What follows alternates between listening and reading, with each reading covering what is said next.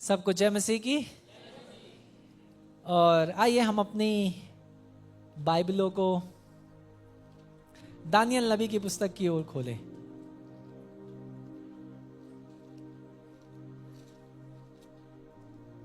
सबको पता है डैनियल कहां पर आता है किताब?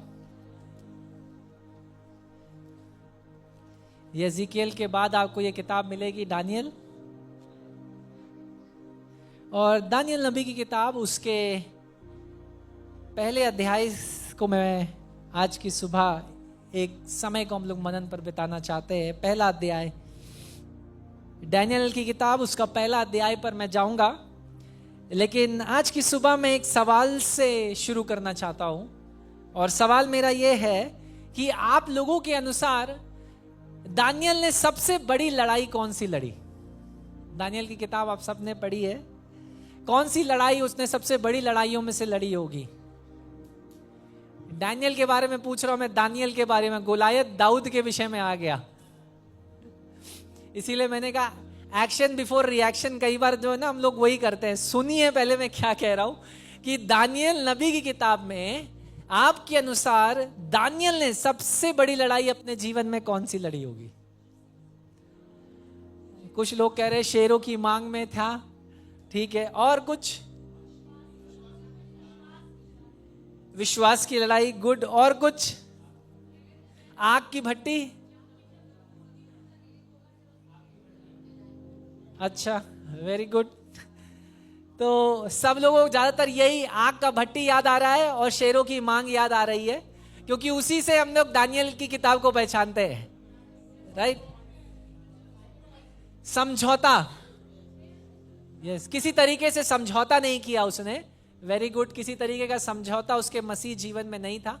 आप क्या? प्रार्थना में स्थिरता के साथ खड़े रहना, वेरी गुड। ये लड़ाई है, प्रार्थना में खड़े रहना लड़ाई है, ठीक है। नहीं, मैंने जो सवाल पूछा मैं उसके अनुसार उत्तरों को चाह रहा था।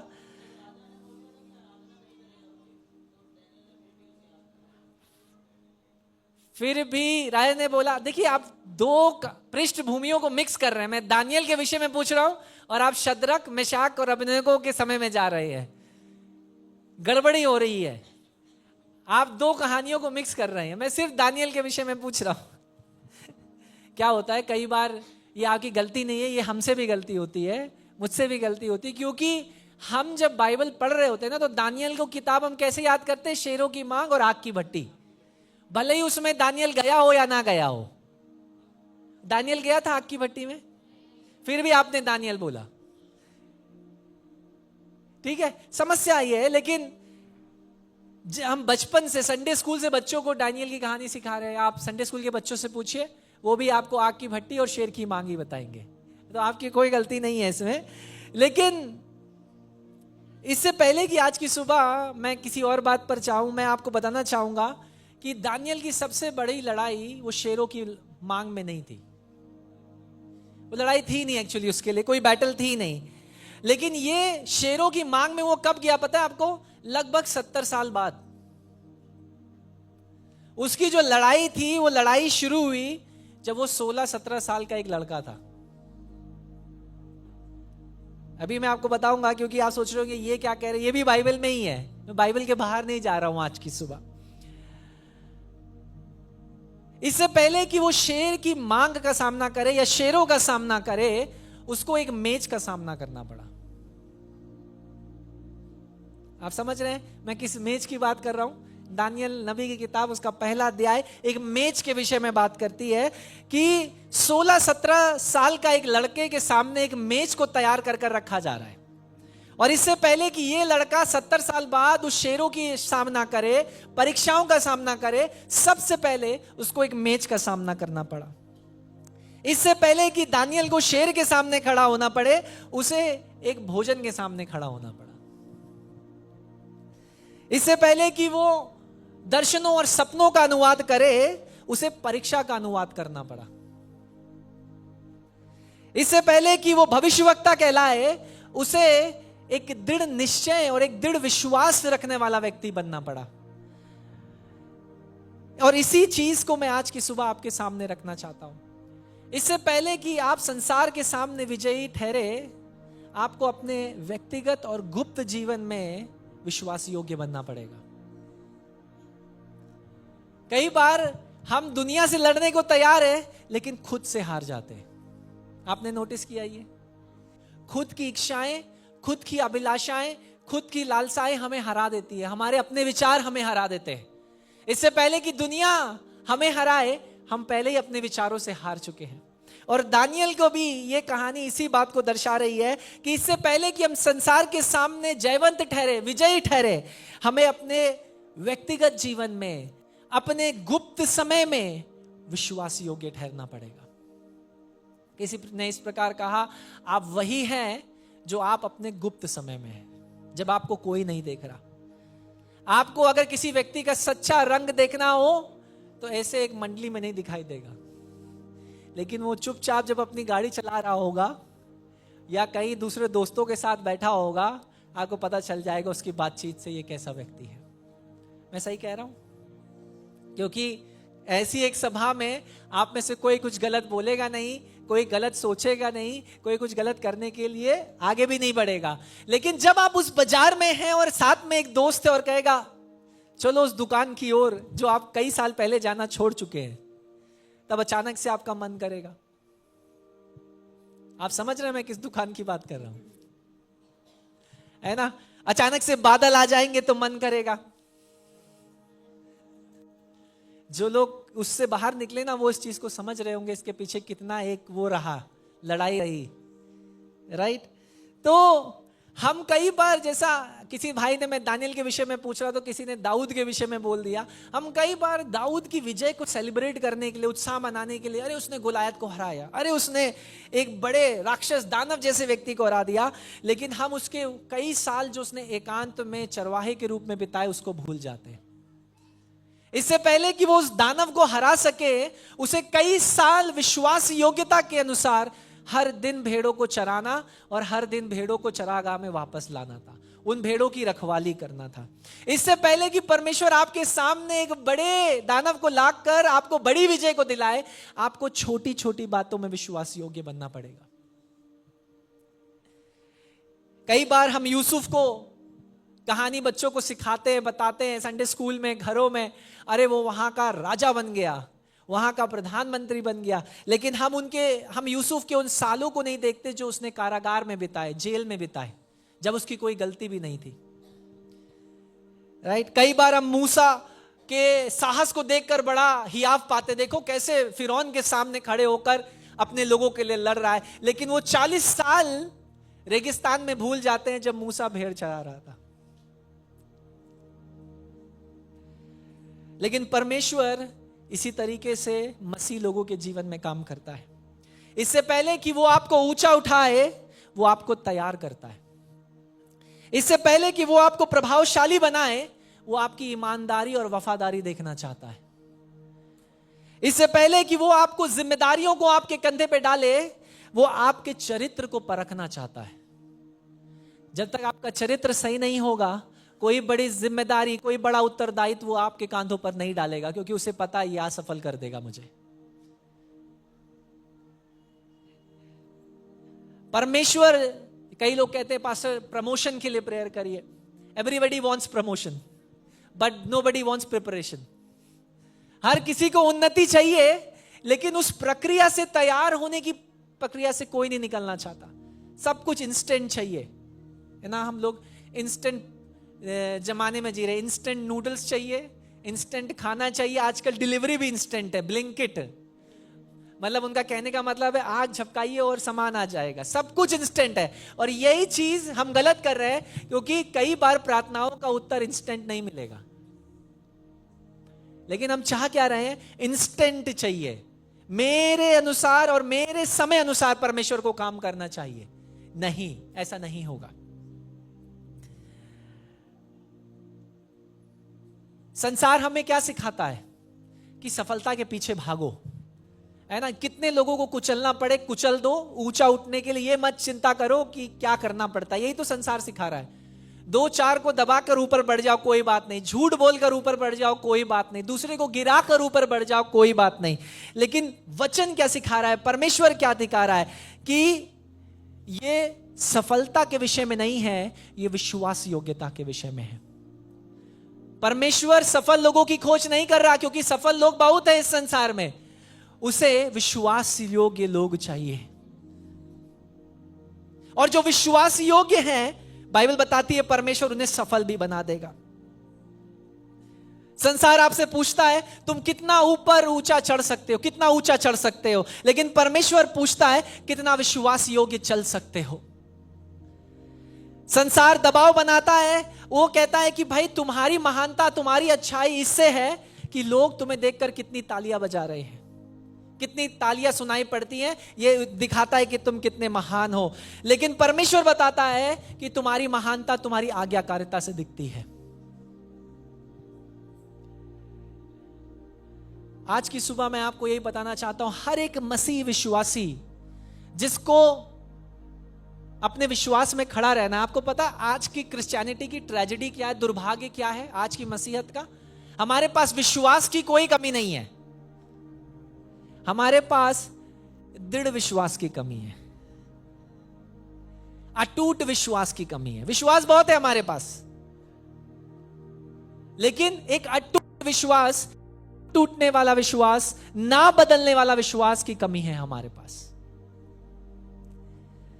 लेकिन मैं आपको बता दूं, हर कोई जो मसीह यीशु पर एक अटूट विश्वास रखता है, एक दृढ़ निश्चय रखता है, एक दृढ़ भरोसा रखता है, हियाव रखता है, उसे कई सारी चुनौतियों से निकलना पड़ेगा, है ना? आपने कई प्रचारक और प्रचारकों को कहते हुए सुना होगा, अरे यीशु मसीह में आओ तुम चंगे हो जाओगे, कर्जा माफ हो जाएगा। मैं आपको बता रहा हूं, जो बाइबल बता रही है कि भाई जो मसीह में आएगा उसे क्रूस उठाकर चलना है। दुख आएंगे, संकट आएंगी, मुश्किलें आएंगी, परेशानियां आएंगी, लेकिन वो कभी आपको अकेला नहीं छोड़ेगा। और जो कोई इसका विपरीत प्रचार कर रहा है, आपको पता है वो कहां से आ रहा है और उसको क्या चाहिए आपसे। लेकिन आज का दुर्भाग्य यही है, जैसा कि मैं बार बार कहता हूं और आज भी कह रहा हूं, दोहरा रहा हूं, कि अनुग्रह के बाजार में हर तरह का सुसमाचार बिक रहा है। अनुग्रह के बाजार में हर तरीके का सुसमाचार है, चंगाई का सुसमाचार है, अति अनुग्रह का सुसमाचार है, हाइपर ग्रेस, समृद्धि का सुसमाचार है। लेकिन सच्चा सुसमाचार क्या है पता है आपको? मसीह यीशु मसीह आपके लिए, मेरे लिए मारा गया, गाड़ा गया, तीसरे दिन मरे हुओं में से जी उठा, और वो दोबारा अपनी कलीसिया को लेने आ रहा है। हालेलुया। और मेरे प्रियो, ये है वो सच्चा सुसमाचार जिसकी घोषणा पौलुस ने भी करी, और कहता है यदि इसके अलावा कोई प्रचार तुम्हारे बीच में हो और स्वर्गदूत भी वो करे तो श्रापित है वो। लेकिन हमारा ट्रेजेडी क्या है, दुर्भाग्य क्या है? हम ऐसा ही सुसमाचार सुनना चाहते हैं जहां सब मेरे फेवर में हो, मेरे विपरीत में कुछ ना हो।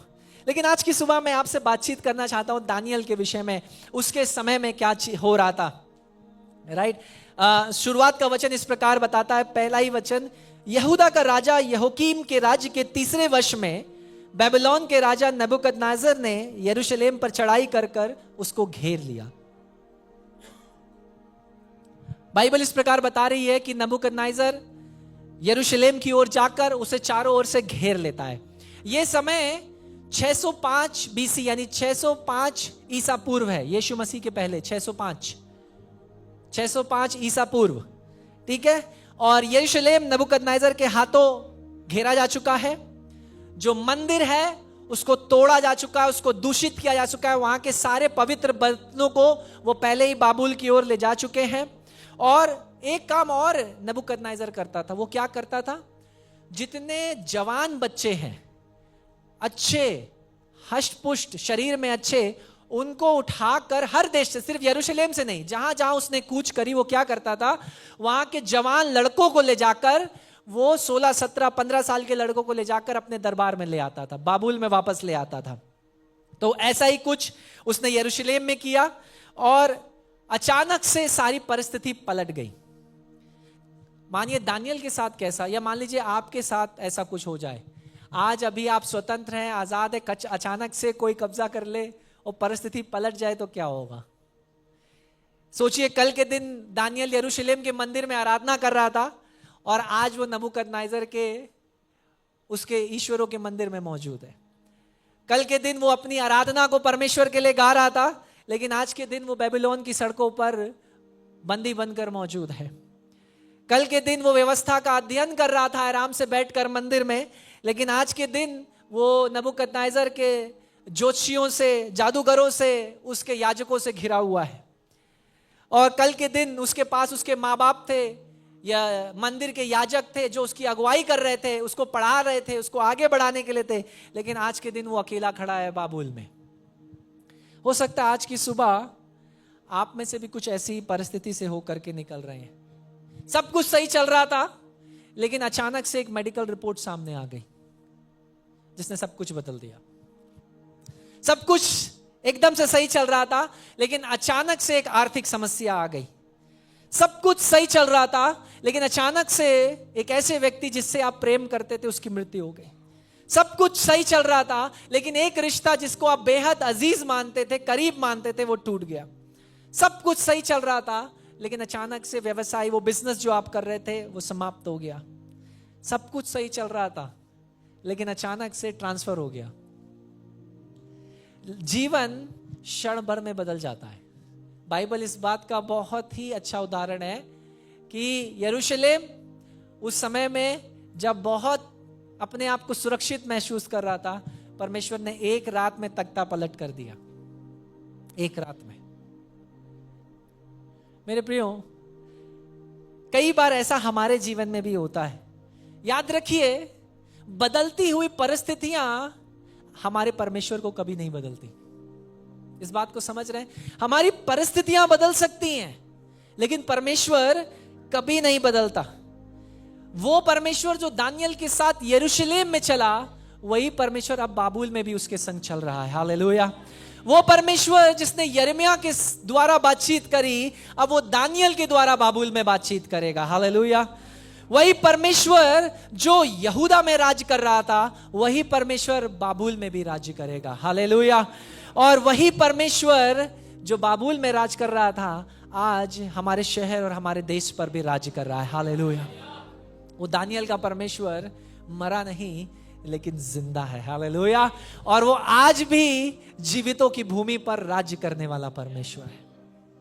मेरे प्रियो, कभी भी बदलती हुई परिस्थितियों से ये मत सोचिएगा कि परमेश्वर बदल रहा है, लेकिन उन बदलती परिस्थितियों में भी आपको एक ऐसे के ऊपर अपना हाथ थामना होगा जो कभी नहीं बदलता, और वो है परमेश्वर। हालेलुया। बाबुल की रणनीति क्या थी? बाबुल की रणनीति थी कि इन लड़कों को लेकर के आओ अंदर। करना क्या है? पहले इनको यरूशलेम से दूर करो, इनके जन्म स्थान से दूर करो। क्यों? क्योंकि जब जन्म स्थान से दूर करोगे तो इनकी याददाश्त कमजोर होने लगेगी, अपने देश को भूल जाएंगे। उसके बाद क्या करो? उनको जो है बाबुल के शिक्षा दो, बाबुल का विज्ञान सिखाओ, बाबुल के तर्क वितर्क सिखाओ, बाबुल का धर्म सिखाओ। क्यों? क्योंकि जब पुरानी बातें सब बीत गई तो कुछ नया भरना पड़ेगा, और वो बाबुल का होना चाहिए। तीसरी रणनीति क्या थी? इनके नाम भी बदल दो। अगर आप बाइबल देखेंगे तो चारों के नाम भी बदले गए, और चारों के नाम भी बाबुल के देवी देवताओं के नाम पर थे। अगर आप चारों का, दानियल का नाम क्या रखा? बेल्शज़ार, जिसका मैं मतलब आपको नहीं बताऊंगा क्योंकि वो मेरा आज टॉपिक नहीं है, लेकिन वो भी बाबुल के एक देवता का नाम था।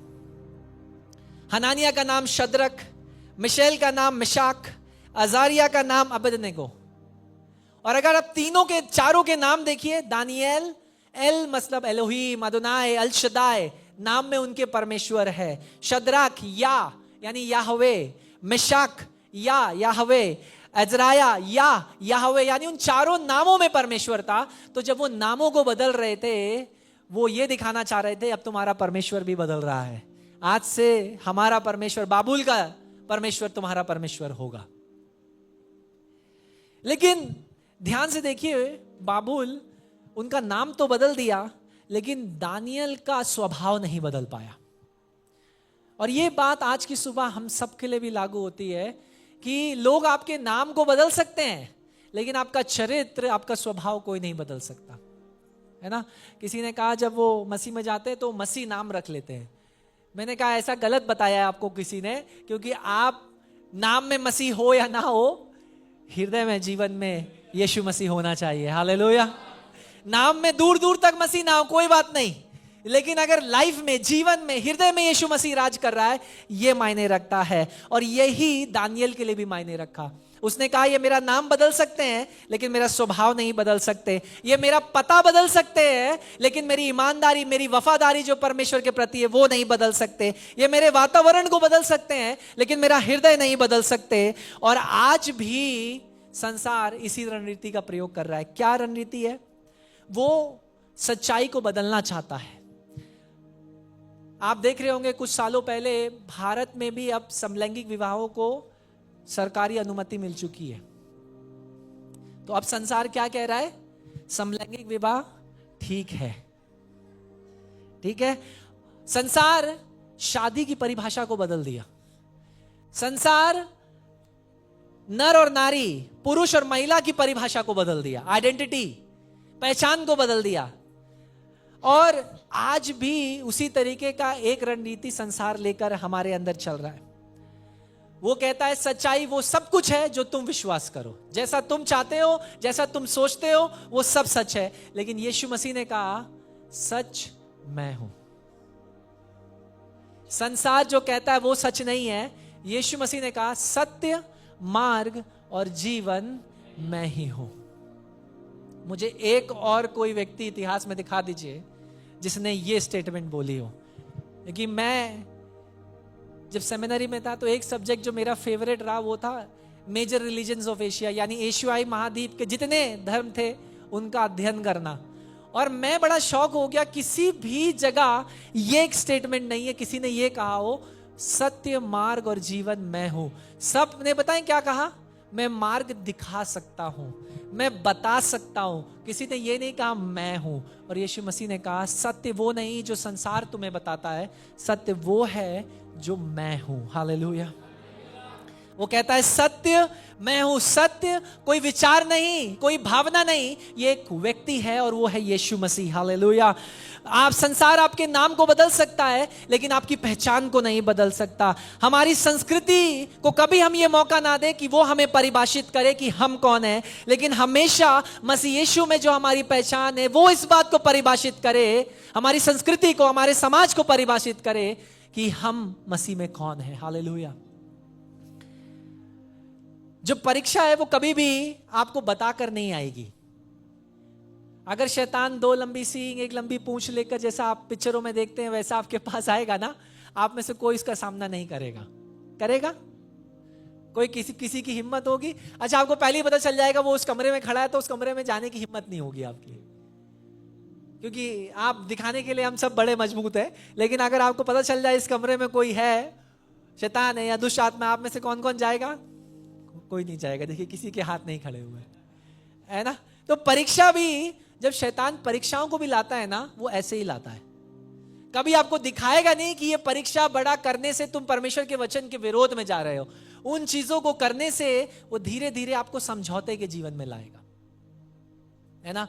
मैं कुछ लोगों से बातचीत करता हूं, वो कहते हैं कि पास्टर जी कहां बाइबल में लिखा है कि शराब पीना मना है।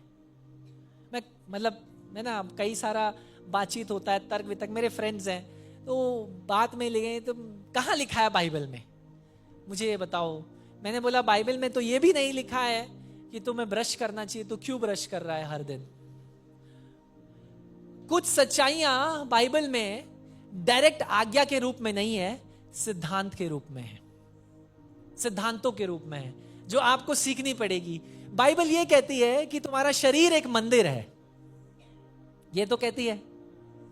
तो मंदिर को दूषित करने की अनुमति किसको है?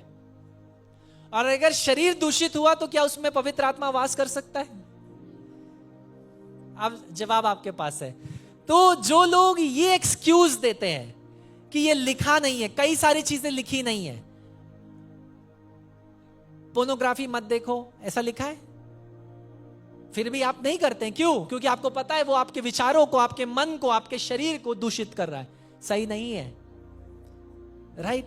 तो कुछ चीजों को मैं सोचता हूं ये परीक्षाएं शैतान ऐसे ही लेकर के आता है। अभी दानियल के समय में क्या हो रहा है, दानियल के साथ क्या हो रहा है? राजा ने खाने को तैयार किया, सबसे अच्छा खाना, सबसे अच्छा खाना, सबसे अच्छा दाखरस, राजा ने कहा मेरी मेज का खाना इन लड़कों को खिलाना है, जो सबसे अच्छा खाना मैं खाता हूं। तो देखने में तो ऑफर बढ़िया लग रहा है। अगर आप और मैं होते तो कहते भैया किसको मीट नहीं चाहिए, वो भी सबसे बढ़िया मीट बाबुल का, और ऊपर से सबसे अच्छा दाखरस पीने के लिए मिल रहा। कहां से? राजा खुद अपनी मेज से दे रहा है। तो दिखने में बहुत ही अच्छा ऑफर दिख रहा था। लेकिन आप ये सोचिए कि एक गुलाम होते हुए क्या आप कभी इसको मना करते? क्योंकि दानियल कोई आजाद व्यक्ति तो है नहीं, उसे गुलामी में लेके आया गया है ना, तो अभी तो वो आजाद भी नहीं है। तो आप मान लीजिए अगर आप गुलाम होते और आपको सबसे अच्छा खाना खाने के लिए मिल रहा होता, तो आप मना करते? नहीं करते, और आज भी नहीं करते आप, ठीक है? क्योंकि जब दानियल ने उस खाने को मना कर रहा था, जब दानियल ने सोचा कि ये खाना मेरे लिए एक परीक्षा है, तब दूसरे जवान क्या सोच रहे थे? यार ये तो एक आशीष है परमेश्वर की ओर से कि हम गुलामी में हैं लेकिन फिर भी सबसे अच्छा खाना मिल रहा है। ये तो प्रभु की ओर से एक आशीष ही है कि राजा हमें अपनी मेज से खिला रहा है। कई बार हम भी ऐसा ही सोचते हैं, लेकिन याद रखिए हर खुला दरवाजा परमेश्वर की ओर से नहीं है, और हर आशीष और हर सजाई हुई मेज परमेश्वर की ओर से नहीं है। कुछ मेजों को शैतान भी सजाता है, और कुछ दरवाजों को शैतान भी परीक्षाओं के रूप में खोलता है, ताकि वो समझौते के जीवन में आपको ले आए। कई बार शैतान क्या करेगा ना, समझौता कैसा होगा? बड़ा आकर्षक, दिखने में सुंदर समझौता होगा। आदम और हव्वा ने जब बगीचे में सेब को देखा, हव्वा ने तो क्या देखा? बड़ा सुंदर है। कई चीजें जो बहुत सुंदर दिखती हैं, उसमें अंदर पाप भरा होता है ना? तो कई बार वो सजाकर मेज आपके सामने खड़ी करेगा, राइट? तो जो हव्वा ने जब सेब को देखा तो क्या हुआ? कहा बड़ा सुंदर है। ईसौ ने क्या किया? खाने के लिए अपना जन्म का अधिकार बेच दिया, है ना? मुझे एक अच्छा खाना बना के दे तो मेरा जो बर्थ राइट है, याकूब से कहा मैं तुझे दे दूंगा, तू पहला उठा हो जाएगा, बेच दिया। यीशु मसीह की परीक्षा कैसे ली गई? पहली परीक्षा, खाने को आज्ञा दे इन पत्थरों को कि वो रोटी बन जाए। और दानियल ने भी पहली परीक्षा किसका सामना किया? खाने का, रोटी का। और ये खाना कहां से आ रहा था? राजा की मेज से। पर आपने कभी सोचा है क्यों खाना? बाइबल में खाने को क्यों ऐसा सोचा? खाना कहीं आप, मैं ये नहीं कह रहा हूं खाना नहीं खाना चाहिए, खाना खराब, ऐसा मत सोचिएगा, लेकिन क्यों खाना ही? आप सोचिए एक परीक्षा के रूप में क्यों?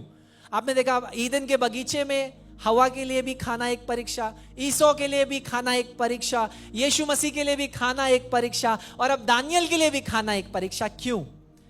क्योंकि कई बार आपकी भूख समझौते का द्वार बन जाती है।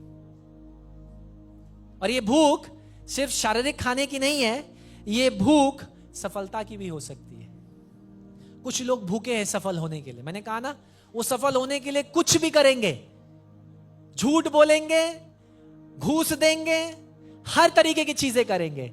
तो जो भूख है सफल होने की, वो समझौते के द्वार को खोल देती है। जो पहचान की, उपलब्धि पाने की जो भूख है, वो समझौते के मार्ग को खोल देती है।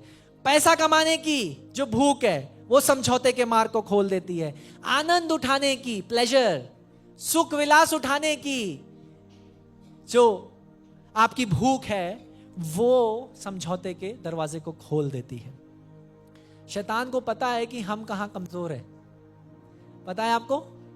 आपको लगता है मेरे साथ यीशु मसीह बिल्कुल है, लेकिन साथ ही साथ आपको और मुझे यह भी याद रखना है कि वो शैतान अभी इस समय में, he is the Prince of the air, अभी उसको ये पृथ्वी के ऊपर राज करने के लिए समय मिला हुआ है, और वो पूरी कोशिश करेगा कि जहां आप कमजोर हैं, जहां वो जानता है कि वो आपको गिरा सकता है, वहीं समझौते को करने के लिए आपको मजबूर कर देगा। कोई भी ये नहीं सोचता कि मेरी शादीशुदा जीवन तबाह हो जाए। कोई ऐसा सोचता है? नहीं सोचता। लेकिन छोटे छोटे झूठ उनको तबाह करने लगते हैं। कोई ये नहीं सोचता मेरी गवाही खराब हो जाए। कोई ऐसा सोचता है? नहीं सोचता। लेकिन छोटी छोटी आदतें उन गवाहियों को खराब करना शुरू करती है। हर पाप की शुरुआत एक छोटे से समझौते से शुरू होती है। एक छोटा पाप, एक झूठ, एक ऐसा डिसीजन, एक ऐसा निर्णय जो आपने वचन के अनुसार नहीं लिया, या एक ऐसा कदम जो परमेश्वर से दूर बढ़ाया, वो एक समझौते के जीवन के द्वार को खोल रहा है मेरे प्रियो। Every public falls begins with a private compromise. और जब जब आप लोगों के सामने गिरेंगे, वो इसलिए गिर रहे हैं क्योंकि व्यक्तिगत जीवन में, गुप्त जीवन में आपने समझौता कर लिया है। आप कभी नहीं गिरेंगे अगर आपका व्यक्तिगत जीवन साफ और पाक होगा खुदा के सामने। शैतान की हैसियत ही नहीं है कि आपको गिरा सके। लेकिन जब आप समझौता कर चुके हैं और उसे पता है आपकी कमजोरी क्या है, तब वो आपको गिराएगा और उसे पता है कहां गिराना है। मेरे प्रियो, एक उदाहरण मैं आपको देता हूं। मुझे नहीं पता आप में से कितनों को मछली पकड़ना पसंद है, कि कितने कोशिश भी करी है कभी। लेकिन एक मछली पकड़ने वाले से पूछा गया कि ये बताइए कि आप मछली को कौन सा चारा डालते हैं कि मछली एकदम से आप पकड़ लेते। क्योंकि इस मछुआरे की बड़ी खासियत थी, जैसे ही उसका जाल नीचे जाता था या वो तार नीचे जाता था, मछली तुरंत पकड़ लेता था। तो व्यक्ति ने पूछा, साहब ये बताइए आप कौन सा चारा डालते हैं कि ये मछली तुरंत पकड़ लेते हैं। उसने बोला, जो चारा मछली को पसंद है। समझ में आया? जो आपको पसंद है वो आपको डालेगा ताकि आपको फंसा सके। समझ रहे? और कई बार जो आप नहीं पसंद करते वो नहीं डालेगा, वो जो आपको पसंद है उन चीजों को डालकर आपको फंसाने की कोशिश करेगा। शैतान हमारी भूख को पहचानता है, वो हमारी कमजोरियों को जानता है, वो हमारी लालसाओं को जानता है, वो हमारे डर को जानता है, वो हमारी हर एक चीज को, हमारी परीक्षाओं को जहां हम गिरते हैं उनको भी जानता है। वो हमारे घमंड को भी जानता है, वो हमारे जब हम झूठ बोलते हैं ना, उन झूठों को भी जानता है। लेकिन आपको मैं एक चीज बताऊं, वो ये भी जानता है कि ये व्यक्ति अगर समर्पण कर कर यीशु मसीह के पास वापस लौट गया तो मेरा साम्राज्य हिला देगा। वो ये भी जानता है और इसीलिए वो चाहता नहीं है कि आप वापस लौट जाए। बाइबल बताती है यहूदा की पत्री में कि अंत के दिनों में वो मसीह के नाम में कुछ ऐसे घुसपैठिए आप बचेंगे जो मसीह के नाम में तो आएंगे लेकिन मसीह के चुने हुओं को भी भरमा दे। यहूदा की पत्री ध्यान से पढ़िएगा। अंत के दिनों में मसीह यीशु का प्रचार करते हुए आएंगे, नाम लेते हुए आएंगे, लेकिन ये मसीह के नहीं है, ये मसीह के नाम को दिखावा करते हुए आएंगे ताकि क्या करे, उनको जो चुने हुए हैं भरमा दे। और आज ऐसा ही हो रहा है। कई लोग आपसे कहेंगे ब्रदर प्रेज द लॉर्ड, जय मसीह की भाई, और वही भाई शाम को आपको कहीं और बैठा हुआ मिलेगा और फिर वही आपसे ये सवाल पूछेगा, भाई बाइबल में कहां लिखा है पीना गलत है। यही भाई जो आपसे संडे को प्रेज द लॉर्ड कर रहा होगा, यही भाई जो संडे को आपसे प्रेज द लॉर्ड कर रहा होगा, वो आपको बाजार में गाली बकता हुआ मिल रहा होगा। समझ रहे हैं मैं क्या कहना चाह रहा हूं? समझौते, परीक्षाएं ऐसे ही आएंगी हम मेरे और आपके जीवन में। लेकिन याद रखिए, जब बाबुल दानियल को बदलने की कोशिश कर रहा था, शहर बदल गया, भाषा बदल गई, शिक्षा बदल गई, नाम बदल गया, यहां तक खाने का मेन्यू भी बदल गया, सब कुछ बदल गया, लेकिन एक चीज नहीं बदली। दानियल कहता है बाइबल के 8वें वचन में क्या लिखा है, परंतु दानियल ने अपने मन में ठान लिया कि वो राजा का भोजन खाकर और उसके दाख मधु को पीकर आप पवित्र ना हो। उसका निश्चय नहीं बदला, ठान लिया उसने। उसने कहा मैं नहीं बदलूंगा। मेरी शिक्षा बदल सकती है, नाम बदल सकता है, वातावरण बदल सकते हैं, मित्र बदल सकते हैं, समय बदल सकता है, परिस्थितियां बदल सकती हैं, कपड़े बदल सकते हैं, मेरा स्थान बदल सकता है, मेरी भाषा भी बदल सकती है, लेकिन मेरा चरित्र नहीं बदलेगा। हालेलुया।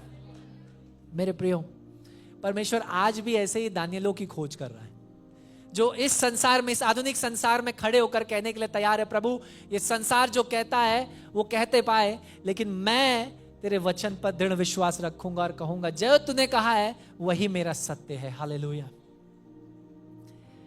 दानियल ने अपने हृदय में इस बात को निश्चय, बाइबल बता रही है, ठान लिया। और बार बार इतिहास इस बात का गवाह है कि एक पूरी जनरेशन, एक पूरी पीढ़ी बदल गई, कई सारे लोगों की वजह से नहीं, सिर्फ एक व्यक्ति के विश्वास से। यहोशू ने कहा मैं और मेरा घराना परमेश्वर की सेवा करेंगे। एलाइजा ने कहा, एलाइजा की कहानी भी आपको याद होगी, माउंट कार्मल पर उसने क्या कहा। और प्रेरितों ने कहा कि हम परमेश्वर की आज्ञा को मानेंगे, ना कि इंसानों को, और हम इस सुसमाचार का प्रचार करेंगे। अब दानियल भी इसी दौड़ में जुड़ गया और उसने कहा मैं नहीं खाऊंगा, मैंने निश्चय कर लिया है मैं नहीं खाऊंगा। मेरे प्रियो, कई बार इससे पहले कि आपको परीक्षा का सामना करना पड़े, आपको पहले हृदय में निश्चय करना पड़ेगा कि मैं ये नहीं करूंगा। चाहे मेरे सामने वो बोतल रख दी जाए, वो ग्लास रख दिया जाए, वो नशा का सामान रख दिया जाए, वो मेरा सबसे बड़ा दुश्मन मेरे सामने आ जाए जिसने मेरे विरोध में काम किया हो, लेकिन फिर भी मैं वैसे व्यवहार नहीं करूंगा। क्यों? क्योंकि मेरे परमेश्वर ने वो आज्ञा नहीं दिया है। दानियल ने अपने हृदय में इस बात को ठान लिया कि वो नहीं करेगा। क्यों नहीं करेगा, इस पर हम लोग बातचीत करेंगे। लेकिन कई बार आप और मैं करने के लिए तैयार हो जाते हैं जब प्रेशर आता है ना। कई लोगों से मैं पूछता हूं, एक मेरे फ्रेंड से बातचीत हो रही थी तो मुझे लगा भाई वीजा नहीं आ रहा था, तो मैंने ना उसको पैसे दे दिए, तो पैसे देते ही वीजा आ गया। और फिर मैंने बोला ठीक है, वेरी गुड। और उसके बाद फिर जैसे ही वो वहां पहुंचा, वीजा कैंसिल हुआ, वापस आ गया। मैंने क्या हुआ, पैसा काम आया?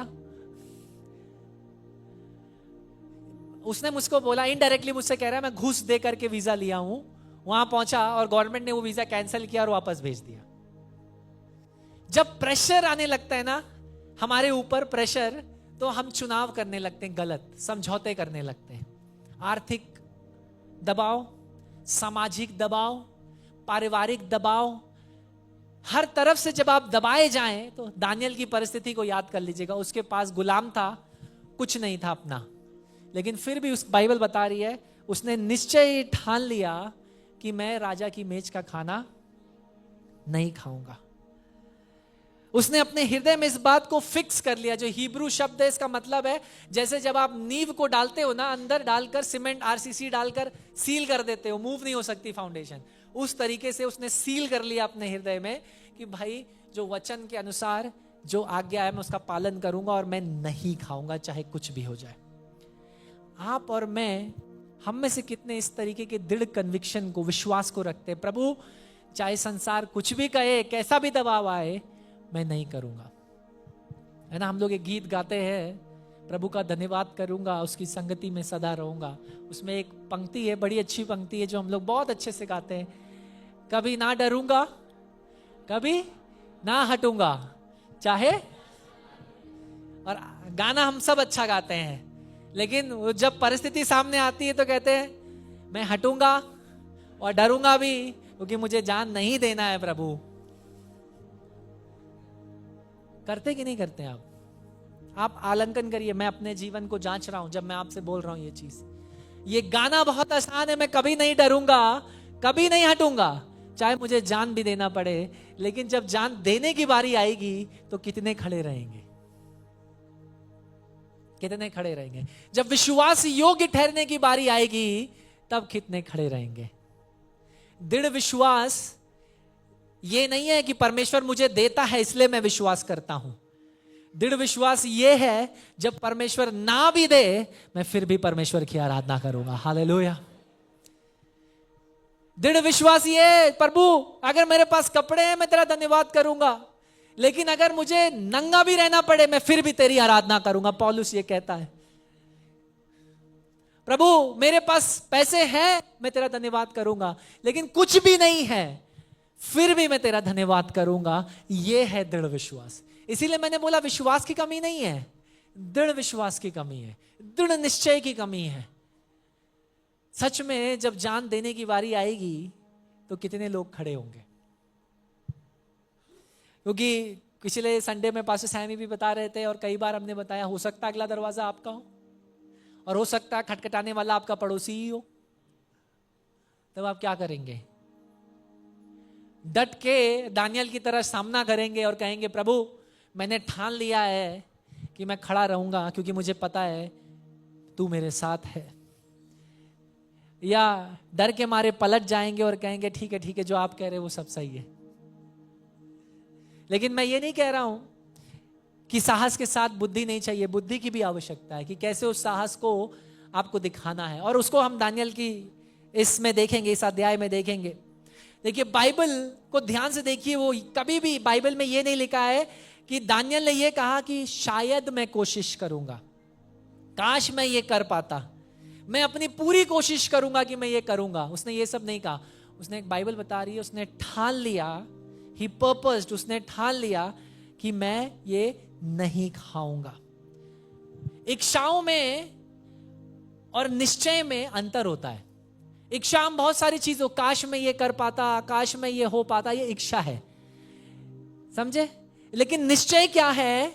जैसे कई बार आप, काश मैं और प्रार्थना कर पाता, काश मैं डेली बाइबल पढ़ पाता, काश मैं परमेश्वर के विश्वास योग्यता से चल पाता। ये काश ना आपकी इच्छा ही रह जाएगी। लेकिन जिनके पास निश्चय है, विश्वास है, दृढ़ निश्चय है, वो कहेंगे मैंने पहले से ही निश्चय कर लिया है, चाहे कुछ ही और चीज के लिए समय मिले या ना मिले, मैं हर दिन बाइबल पढ़ूंगा।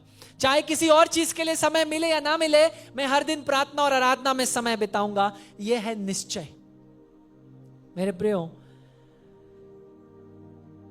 आपके प्रेफरेंस, आपकी इच्छा क्या कहती है? मैं कोशिश करूंगा आज्ञाकारी बनने की। लेकिन विश्वास कहता है चाहे कुछ भी क्यों ना हो जाए या कोई भी दाम क्यों ना चुकाना पड़े, मैं आज्ञाकारी बनूंगा। आज की सुबह क्या मैं और आप भी दानियल की तरह खड़े हो सकते हैं? क्योंकि कई सारे लोग वचन के इस भाग को पढ़ते हैं और इस वचन के भाग को सिर्फ खाने तक सीमित कर देते हैं। अरे उसने देखा खाना नहीं खाया, क्या निश्चय था, क्या बढ़िया निश्चय। मैं भी एक दिन उपवास कर रहा हूं, मैंने भी खाना नहीं खाया, है ना। उससे कंपेयर, खाने से मत तुलना करिए वचन के इस भाग की, क्योंकि ये खाने के विषय में है ही नहीं, ये डाइट के विषय में है ही नहीं, ये भूख के विषय में या ये सब्जी वर्सेस मीट के विषय में भी नहीं है कि उसने बोला हमें खाने के लिए आप शाकाहारी मीट और पानी दीजिए। ये मीट और शाकाहारी होने की लड़ाई नहीं है, मांसाहारी और शाकाहारी होने की लड़ाई नहीं है, लेकिन ये आराधना और समझौते की लड़ाई थी। ये आराधना और समझौते की लड़ाई थी। जो धर्मशास्त्री या धर्म विज्ञानी कई सारे कारण बताते हैं कि क्यों दानियल ने वो खाना नहीं खाया। 3 प्रमुख कारण है कि दानियल ने ये निश्चय किया वो खाना नहीं खाएगा। क्यों नहीं खाएगा? पहला कारण ये था क्योंकि बाबुल का हर एक खाना राजा की मेज में आने से पहले मंदिर में चढ़ाया जाता था, बाबुल के देवी देवताओं को। और व्यवस्था, लेविटिकस, लेवी व्यवस्था के अनुसार दानियल को पता था कि वो ये नहीं खा सकता। दूसरा कारण, ज्यादातर जो उसका खाना था, वो राजा का जो ज्यादातर खाना था वो अपवित्र था। उसमें ऐसा मीट था जिसको खाने की अनुमति नहीं थी पुराने नियम में, व्यवस्था में, और दानियल को वो भी पता था। और तीसरा कारण यह भी हो सकता है, जो कि उन दिनों का संस्कृति भी थी, कल्चर भी था, कि जिसकी मेज से आप खाना खाओगे उसके प्रति आपकी वफादारी होनी चाहिए।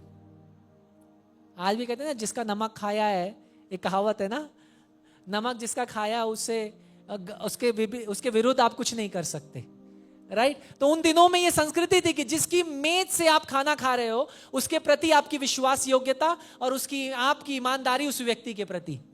तो दानियल क्या कह रहा था कि मैं समझौता नहीं करूंगा, क्योंकि मेरी विश्वास योग्यता, मेरी आराधना और मेरा निर्भर होना सिर्फ यहोवा पर होगा। हालेलुया।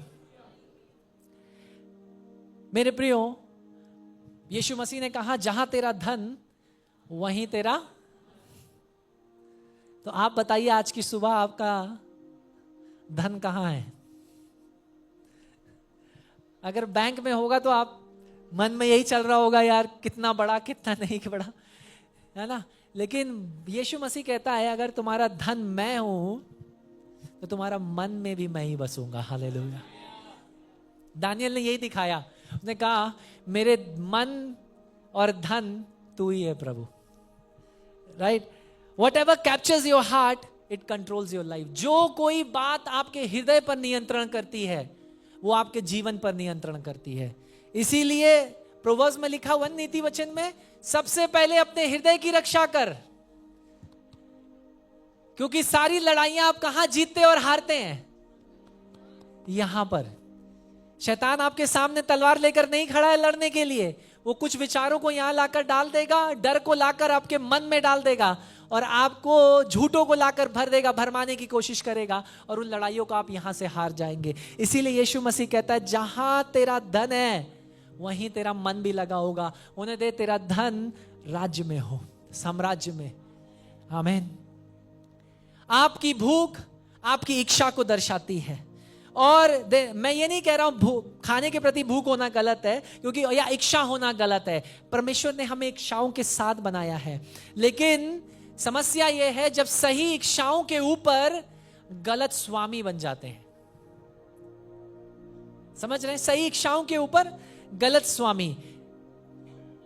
ऐसी कोई भी चीज जिसको आप ना कह पाए, वो आपका स्वामी बन चुका है। आप ट्राई करके देख लीजिए घर में। अगर आप अपने मोबाइल फोन को अपने से दूर कर कुछ समय नहीं बैठ सकते हैं, आपको हमेशा हाथ में चाहिए, वो आपका स्वामी बन चुका है। अगर आप अपने टीवी स्क्रीन से वो एपिसोड के ड्रामा और वो जो बच्चे देखते हैं आजकल, मैं नाम नहीं लूंगा क्योंकि यूथ के बच्चे, उनको सब पता है, तो जो सब वो देखते हैं, जो सीरीज देखते हैं, वेब सीरीज देखते हैं, उससे आपका ध्यान नहीं छूट रहा है, तो इसका मतलब वो पहले से ही आपका स्वामित्व ले चुका है। मेरी बात को समझ रहे? परमेश्वर ने हमें इच्छाओं के साथ बनाया, लेकिन वो कभी नहीं चाहता कि हमारी इच्छाएं हमारा राजा बन जाएं। कभी भी अपने पैसे को, अपने आराम को, अपने मनोरंजन को, अपने घमंड को अपना स्वामी मत बनने दीजिए, क्योंकि जो कोई बात आपके चुनावों को नियंत्रित करेगी, वो आपके जीवन को नियंत्रित करना शुरू कर देगी। और इसी तरीके से शैतान आपके जीवन में घुसने की तैयारी करेगा। आज की सुबह मेरी प्रार्थना ये है, प्रभु दानियल की तरह हमारी मदद कर, ताकि हम कन्विक्शन के साथ जिए। मैं बच्चों से पूछता हूं, एक स्टेटमेंट पूछता हूं, why do you believe what you believe? तुम क्यों यीशु मसीह पर विश्वास करते हो? कल को एक रास्ते चलते व्यक्ति ने अगर आपसे पूछ लिया, तुम यीशु मसीह कर रहे हो, क्यों विश्वास करते हो? तो क्या बताएंगे आप? उसने मुझे चंगा किया इसलिए? वो कहेगा ये चंगाई हमें हॉस्पिटल में भी मिल जाती है। और वो कहता है, अरे वो कई सारे आपको तर्क वितर्क देगा, लेकिन आप क्यों इस तरीके का विश्वास रखते हो? क्या आंसर है आपके पास? क्यों आप यीशु मसीह के पीछे चल रहे हो? वो आंसर भी बाइबल में है, क्योंकि पिता ने जगत से ऐसा प्रेम किया कि अपने एक लौते पुत्र को दे दिया, ताकि जो कोई उस पर विश्वास करे उसका नाश ना हो, वो अनंत जीवन को पाए, वो मुक्ति को पाए, वो उद्धार को पाए, जो संसार में और कहीं उपलब्ध नहीं है। हालेलुया। जिसकी खोज संसार करता है, वो सिर्फ यीशु नाम में संभव है मेरे प्रिय। इसलिए मैं उसके पीछे चलता हूं। क्यों है आपका दृढ़ विश्वास? सिर्फ चंगाई के लिए? तो परमेश्वर कभी बेटा नहीं भेजता, वो सबसे अच्छा डॉक्टर भेज देता। सिर्फ अच्छी एजुकेशन के लिए? तो परमेश्वर सबसे अच्छा साइंटिस्ट भेजता या शिक्षक भेज देता। लेकिन परमेश्वर ने देखा कि जगत में पाप बढ़ गया है और मुझे अपने बेटे को भेजना पड़ेगा, क्योंकि एक मेमना काफी है सबके पापों को उठाने के लिए, और वो मेमना यीशु मसीह बन गया। हालेलुया। मेरे प्रियो, जब आप मसीह यीशु के लिए जिएंगे, याद रखिए दानियल की तरह आपको भी कई सारी चुनौतियों का सामना करना पड़ेगा। हर तरीके का दबाव आपकी तरफ आएगा। स्कूल में, कॉलेजेस में, आपके कार्यस्थलों में, आपके बिजनेसेस में समझौते करने के रास्ते आएंगे। ये डील दे देता हूं, इतना घूस दे दो। अरे मैं आंखों देखा हाल आपको बता रहा हूं अपने फ्रेंड्स का, टेंडर उठाने के लिए। समझ रहे हैं आप? ये डील दे देंगे, ये कर दो, समझौतों का। आपके बिजनेस में समझौता करने के लिए दरवाजे खोलेगा शैतान। व्यक्तिगत जीवन में समझौते करने के लिए, अरे एक बार कर लो, कोई नहीं देख रहा, कुछ नहीं होता। बाइबल में थोड़ी ना लिखा है पीने से, खाने से कुछ होता है या देखने से कुछ होता है। वो ऐसे बोलेगा आपसे, और फिर आपको उसको भी यीशु मसीह की तरह याद दिलाना पड़ेगा कि बाइबल में ये भी लिखा है कि मेरा शरीर परमेश्वर का मंदिर है। वचन को परमेश्वर यीशु मसीह ने वचन से शैतान को बताया कि तू सच कह रहा है, ये लिखा है कि मैं इन पत्थरों को आज्ञा दूंगा तो ये रोटी बन जाएंगी, लेकिन वचन में ये भी लिखा है कि मनुष्य सिर्फ रोटी से नहीं जिएगा, लेकिन परमेश्वर के वचन के द्वारा। तो जब आप एक सच्चे मसीह जीवन को जी रहे हैं मेरे प्रियो, चुनौतियों का सामना करना पड़ेगा, दबाव आएगा, मुश्किलें आएंगी, परेशानियां आएंगी, लेकिन वादा क्या है परमेश्वर का? उन सारी परिस्थितियों के बीच में मैं तुम्हारे साथ साथ चलूंगा। आप दानियल की परिस्थिति को देखिए, मुझे बड़ी खुशी होती है दानियल को देखकर, क्योंकि आज आप उसकी तुलना करें तो हम लोग बिल्कुल उल्टा कर रहे हैं। बाइबल से आप आज के मसीह समाज की तुलना कर लीजिए, आप देखेंगे हम बिल्कुल उल्टा कर रहे हैं। जब दानियल को वो खोजने लगे कि इसके चरित्र में कुछ गड़बड़ी मिले, तो कुछ नहीं मिला। तो उन्होंने राजा से क्या कहा, तुम एक डिग्री पास करो, एक आदेश पास करो कि तुम्हारे ईश्वरों को छोड़ किसी की आराधना नहीं करना है। अब दानियल के कान में, तो दानियल ने क्या किया, कमरा अमरा बंद किया, दरवाजे और खिड़कियां सब बंद करी और प्रार्थना करना बंद कर दिया। बाइबल ये बताती है ऐसा किया। बाइबल बता रही है वो खिड़की खोलकर 3 बार प्रार्थना करता था। और आज के मसीह क्या कर रहे हैं, थोड़ा सा कहीं से आवाज पहुंच रही है, दरवाजे बंद करो, खिड़की बंद करो, प्रार्थना बंद करो। समझ रहे, हम सब उल्टा कर रहे हैं, सब उल्टा कर रहे हैं हम। मेरे प्रियो, जब आपका निश्चय, आपका कन्विक्शन के आधार पर आप जीना शुरू करोगे ना, चीजें बदलना शुरू हो जाएंगी।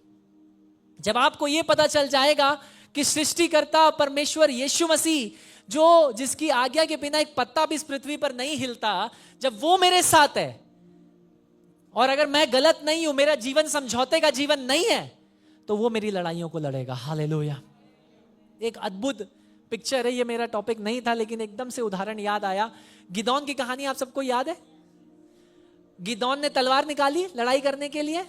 आप ध्यान से पढ़िएगा न्यायों की किताब में, परमेश्वर उससे रात में कहता है, हाथ में, एक हाथ में मशाल, दूसरे हाथ में तुरई, एक हाथ से आराधना कर रहा है और एक दूसरे हाथ से बजा रहा है परमेश्वर के लिए, और परमेश्वर लड़ रहा है। बाइबल बताती है उसी रात सब मर गए। उसने कभी तलवार निकाली ही नहीं, कभी तलवार नहीं निकाली। और आप सोचते हैं मुझे लड़ना पड़ेगा, क्यों? क्योंकि समझौता कहीं ना कहीं हमारे जीवनों में आ चुका है। लेकिन मैं आपको बताऊं, परमेश्वर ने हमें समझौते के जीवन के लिए नहीं, संपूर्ण आज्ञाकारिता के जीवन के लिए बुलाया है, विश्वास योग्यता के जीवन के लिए बुलाया है। मेरे प्रियो, यहोशू से भी परमेश्वर ने यही कहा। यहोशू रणनीति बना रहा है, यरीहो की दीवार कैसे गिराई जाएगी। परमेश्वर कह रहा है कुछ नहीं करना है, 7 दिन आराधना करना है बस। और 7वें दिन 7 बार तलवार निकाली, दीवार अपने आप नीचे आ गई।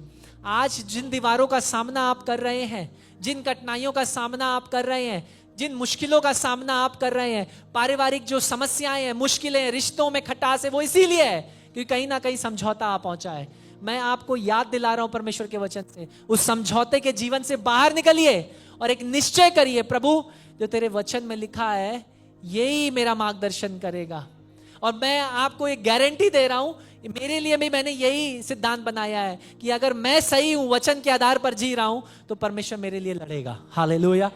जब लखनऊ शहर का कोई भी अधिकारी खड़ा हो जाए, कितने भी लोग मेरे विरुद्ध में खड़े हो जाए, लेकिन अगर परमेश्वर मेरे साथ खड़ा है, तो मेरा शासक भी मेरा कुछ नहीं बिगाड़ सकता। हालेलुया।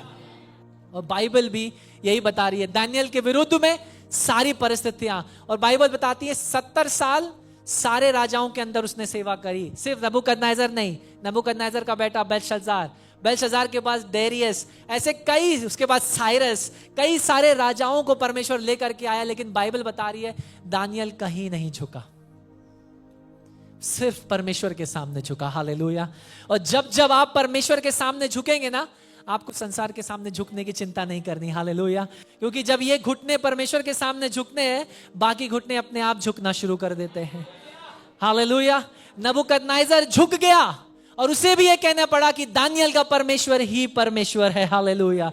दारियस को भी यही कहना पड़ा कि ऐसा और कोई परमेश्वर नहीं है दानियल के परमेश्वर के अलावा जो इस तरीके से रक्षा कर सकता है। हालेलुया।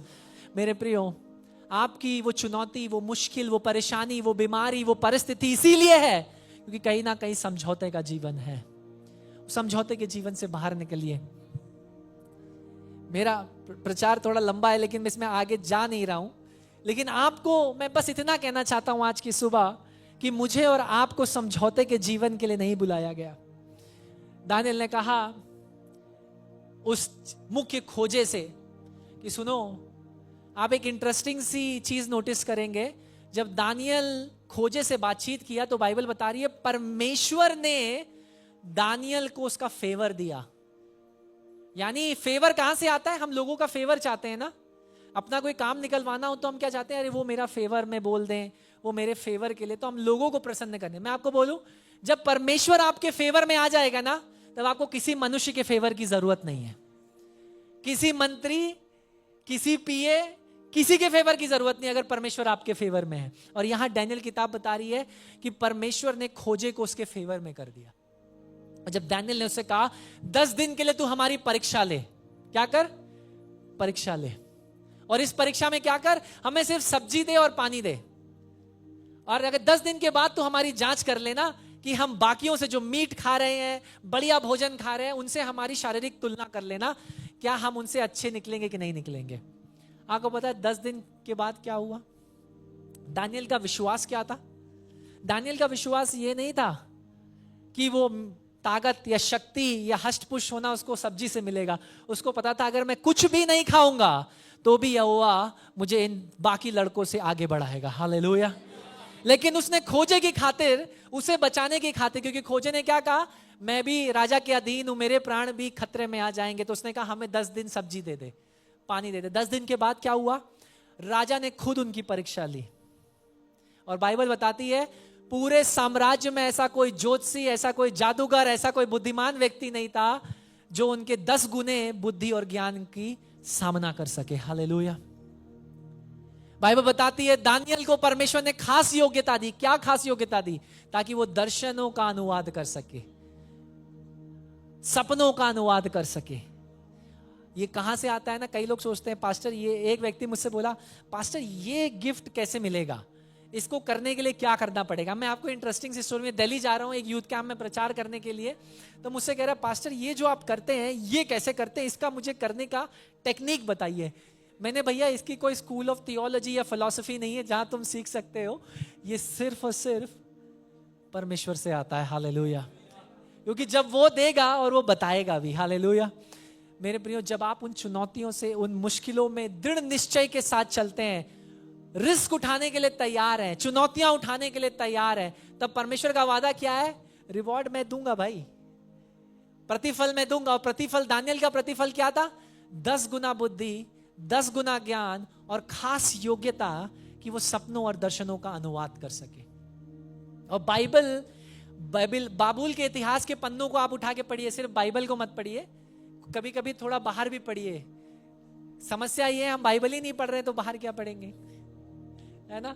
अगर जब आप बाबुल का इतिहास, बाबुल और ग्रीस का इतिहास उठाकर पढ़ेंगे, मिडो पर्शियन हिस्ट्री पढ़ेंगे, तब आपको पता चलेगा दानियल का नाम उनकी किताबों में लिखा हुआ है। चीफ एडमिनिस्ट्रेटर, मुख्य प्रबंधक के रूप में दानियल का नाम उनके इतिहास में लिखा गया, उनकी किताबों में। बाइबल से तो छोड़ ही दीजिए आप। और दानियल के परमेश्वर के विषय में भी लिखा हुआ है बाबुल के इतिहास में कि वो वही परमेश्वर है जिसने नबूकदनेस्सर के शासन के दौरान ऐसा अद्भुत काम कर कर दिखाया। मेरे प्रियो, मुझे बाइबल की जरूरत भी नहीं पड़ेगी कि मैं बाइबल को सच साबित कर दूं आज की सुबह, क्योंकि इतिहास इस बात का गवाह है कि ये किताब आज भी करोड़ों जीवनों को बदल रही है। हालेलुया। जिसने इस कलाम पर, इस वचन पर, इस शास्त्र पर अपना भरोसा रखा, उसके मुख को कभी परमेश्वर ने नीचे नहीं होने दिया।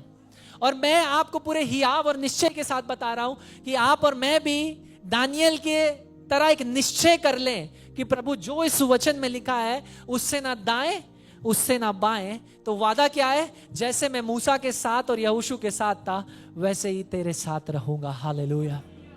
मेरे प्रियो, आज की सुबह हम समझौते के जीवन से बाहर निकले। परमेश्वर ने हमें समझौता करने के लिए नहीं बुलाया।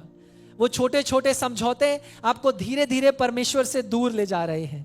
वो छोटे छोटे झूठ जो आपको लगता है मैंने बिजनेस के लिए बोल दिए, काम चलाने के लिए बोल दिए, नैतिक झूठ, हम उनको एथिकल लाइज कहते हैं। अगर मैं ये झूठ नहीं बोलता तो ये काम नहीं होता। अरे भैया, there is no ethical lies, ऐसा कोई नैतिक झूठ है ही नहीं बाइबल में। झूठ झूठ है, पाप पाप है, और उससे हम दूरी बना करके चले।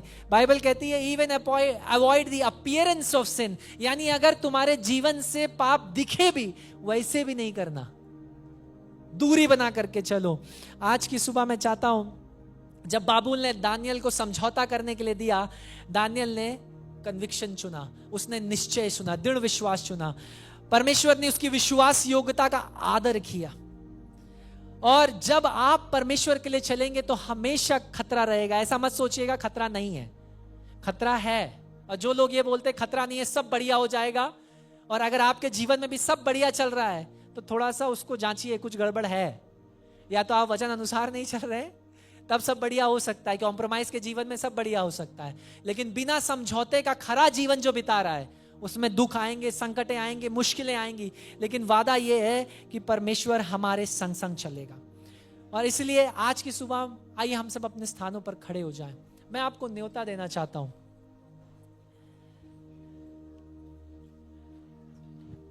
हो सकता है आज की सुबह परमेश्वर आपसे भी किसी समझौते के स्थान पर बात कर रहा हो। दानियल ने समझौता नहीं किया, उसने दृढ़ निश्चय किया। लेकिन अगर आज की सुबह ऐसा कोई निर्णय है जहां आपने समझौता किया, ऐसी कोई आदत है जहां आपने समझौता किया, ऐसा कोई रिश्ता है जहां आपने समझौता किया, ऐसा कोई स्वभाव है जहां आपने समझौता किया, ऐसी कोई परिस्थिति है जहां आपने समझौता किया, तो परमेश्वर से क्षमा मांगकर उसके पास वापस लौट आए और कहें, प्रभु मैं भी आज ठान लेता हूं, ठान लेती हूं कि जो वचन में लिखा है मैं इसी के आधार पर चलूंगा, मैं इसी के आधार पर चलूंगी। अपनी आंखों को बंद करें आज की सुबह। मैं कुछ समय आपको देना चाहता हूं ताकि पवित्र आत्मा हमारा मदद करे और हम उन जगहों को पहचाने अपने जीवन में जहां हमने समझौता कर लिया, और परमेश्वर से क्षमा मांगे, समझौते के जीवन से बाहर निकले, उस गुनगुने जीवन से बाहर निकले। क्योंकि प्रकाशित वाक्य की किताब बनाती है कि जो गुनगुने हो गए परमेश्वर उन्हें थूक देगा, उन्हें मुंह से बाहर निकालेगा, यानी अपने राज्य से बाहर निकाल देगा। आज की सुबह हम परमेश्वर के राज्य में गुनगुने ना पाए जाएं, गरम पाए जाएं। प्रभु उस समझौते से मुझे बाहर निकाल। अपने जीवन को जांचें।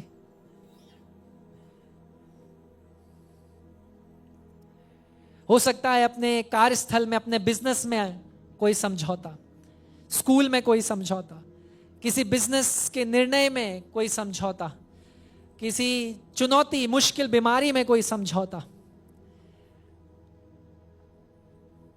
समाज कहता है, दोस्त कहते हैं ठीक है चलेगा, कोई नहीं देख रहा, लेकिन आज की सुबह परमेश्वर कहता है वो सब कुछ देखता है। वो बाइबल बताती है, दाऊद लिखता है, प्रभु तेरी उपस्थिति से मैं जाऊं तो जाऊं कहां? जब मैं स्वर्ग की ऊंचाइयों में जाता हूं तू वहां मौजूद है, और समुद्र की गहराइयों में भी तू मौजूद है। आज की सुबह हम अपने जीवन को जांचें, और अगर कोई ऐसा स्थान है जहां हमने समझौता कर लिया, हम क्षमा मांगकर उसकी ओर लौट आए और कहें, प्रभु अब और नहीं, अब और नहीं, प्रभु मेरी मदद कर कि मैं सिर्फ विश्वास के साथ नहीं, एक दृढ़ विश्वास के साथ जीऊं। एक दृढ़ विश्वास प्रभु, एक अटूट विश्वास कि मेरा चरवाहा, मेरा सृष्टिकर्ता परमेश्वर, मेरा मसीहा, मेरा उद्धारकर्ता यीशु मसीह मेरे साथ है। और अगर वो मेरे साथ है तो युद्ध मेरा नहीं, युद्ध यहोवा का है। हालेलुया। आज की सुबह उन सारी चुनौतियों को, उन लड़ाइयों को जिनको आप लड़ने की कोशिश कर रहे हो, उन्हें प्रभु को सौंपे, क्योंकि युद्ध उस परमेश्वर का है।